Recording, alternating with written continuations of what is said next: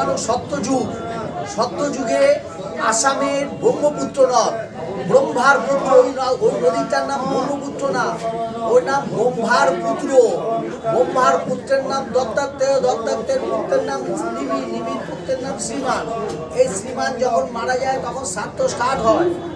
এই শ্রীমান যখন মারা যায় তখন শ্রাদ্ধ স্টার্ট হয়। মহাভারতের দ্বিতীয় পর্বে ইয়া খোদাই করা আছে সমাধি।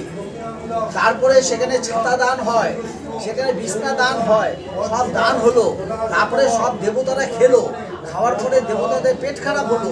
তখন আবার সবাই মিলে ব্রহ্মার কাছে গেল। হুতাশন হচ্ছে অগ্নি দেবতা, হুতাশন বললো, অগ্নি ব্রহ্মা বললো তাহলে একটা কাজ করো, হুতাশনকে সঙ্গে নিয়ে আবার তোমরা খাওয়া দাওয়া করো। এটা আমি পাঠ বলছি না, ঠিক খেলো। এবার আসলো বাৎসরিক কাজ। যখন মানুষ মারা যায় 10 দিন পর্যন্ত, 10 দিন পর্যন্ত বাড়ির লোকদের সে দেখে, 10 দিন পর্যন্ত বাড়ির লোকদের সে দেখে।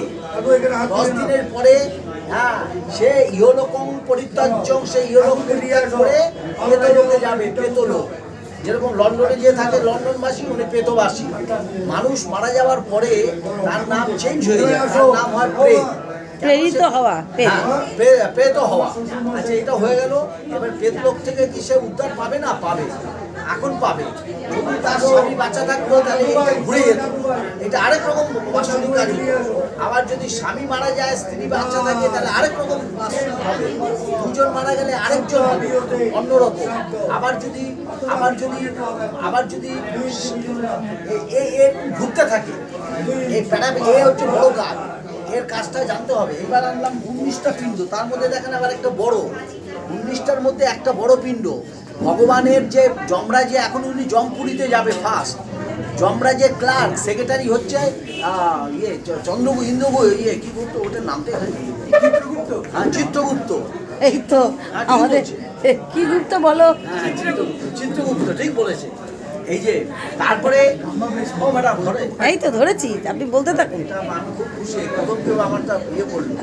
এই তো আমি ব্লগ করি তো, করে দেবো। আচ্ছা, তারপরে আমার নাম অশোক চক্রবর্তী, আমি যাদবপুরে থাকি। হ্যাঁ, আমার নাম অশোক চক্রবর্তী।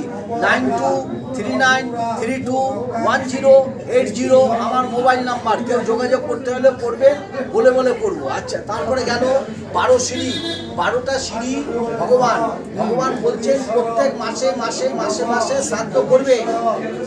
কেন? সে প্রথম সিঁড়িতে 1 মাস বসে থাকে, ছেলে আর মেয়ে কেউ জল দিল না, সে দিল না, সে দুঃখে দ্বিতীয় সিঁড়িতে গিয়ে বসলো। আবার কেউ দিল না, দ্বিতীয় সিঁড়িতে 2টো করে পিণ্ড দিত, একটা ছোট একটা বড়। সেটা পরে আসছি আমি, কেন আসবো। তারপরে 12খানা সিঁড়ি পার করে যমরাজের ঘরে ঢুকবে। যমরাজের 2টো দরজা, যমরাজের দক্ষিণ দিকে দরজা খোলা থাকে, ওখানে 2টো দরজা, একটা দরজা দিয়ে ভালো লোক ঢুকবে, একটা লোক দিয়ে খারাপ লোক ঢুকবে। আচ্ছা, তারপরে 12 সিঁড়িতে ভগবান অনেক ভালো। ভগবান বলছে 12 মাসে যদি তুমি প্রত্যেক মাসে মাসে শ্রাদ্ধ করতে না পারো, তাহলে যেদিন বাৎসরিক কাজ হবে সেদিন কিন্তু 19টা পিণ্ড দিও, একটা পিণ্ড কেটে ফেলতে হয়।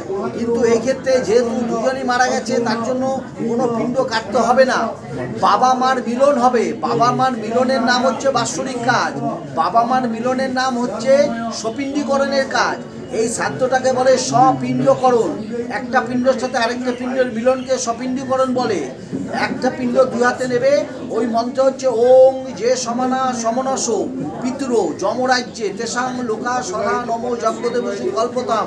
ওং নমো যে সমানা সমনস জীবা জীবেশু মামুকা তেসাং শ্রীময়ী কল্পতা মসজিদ লোকে শতং সমা। এটা হচ্ছে পিণ্ড মিক্সিং করার মন্ত্র। তারপরে এবার মিলনের সময় কেউ দেখবে না, মিলনের সময় কেউ দেখবে না, তার জন্য আজকে ওনার স্বামীর পিণ্ড পড়বে, তার বাবার পিণ্ড পড়বে, তার বাবার পিণ্ড পড়বে। এই 2টো পিণ্ড ঢেকে রাখতে হবে, কি দিয়ে না কুশ দিয়ে, কুশ দিয়ে ঢেকে রাখতে হবে মিলনের সময়। আবার ওই মন্ত্র বলা হবে।